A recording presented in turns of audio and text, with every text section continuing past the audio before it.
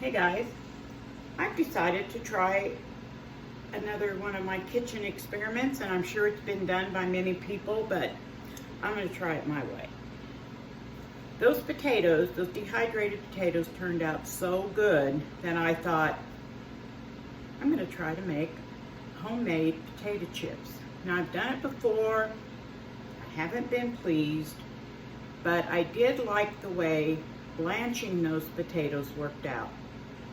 So what I have done is I got some of those bigger ones I showed you, and I ran some through my KitchenAid because I did like the thickness, but it ended up chopping up and I got too many little ones. So I got out my finger chopper offer.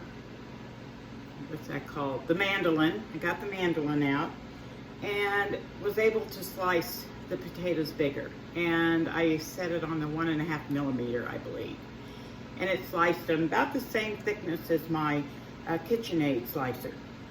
So I've got water boiling right here, and I'm going to go ahead and blanch these, and then I'm going to put them in ice water, and then I'll pat them all dry, and hopefully, because right now I have them sliced up in the lemon water, and then by blanching them, hopefully I won't get any dark chips. It's a good experiment, right? And if I don't like it, well, I guess I'll dehydrate more potatoes. All right, let me get these blanched and I'll be back. I got the potato slices blanched in the hot water. They're now sitting in ice water. So I'm just gonna take a little handful out. Yes, my hands are clean. And I'm going to pat them as dry as I can get them. And I had some canola oil. I don't like canola oil.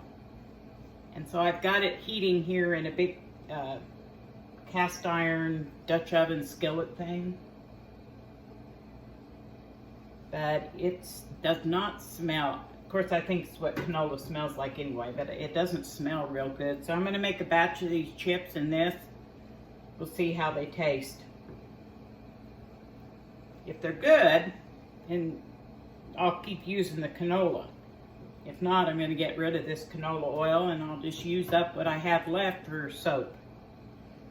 So when this gets to temperature, I'll be back. My oil is hot now. And the way I tested it was I dropped a small slice in to see if it would fry up, and that it did. And it is probably too hot now. Need to turn the fan on.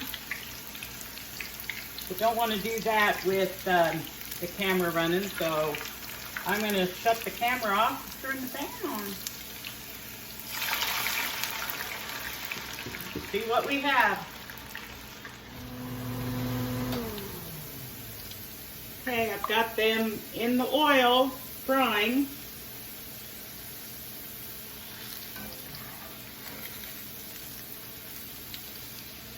I probably should have put them in with this big strainer thing, but you know me.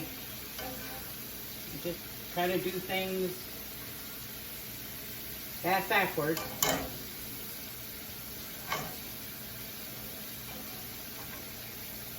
While these are frying, I'm going to get more ready over here. What I'm doing is I'm putting the chips in between towels, not paper towels, my flour sack towels, and just getting the moisture out.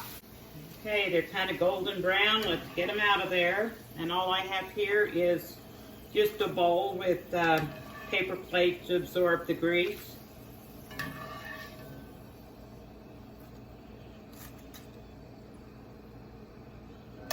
While they're still hot, I'm going to put a little bit of salt on them, let them dry up a little bit.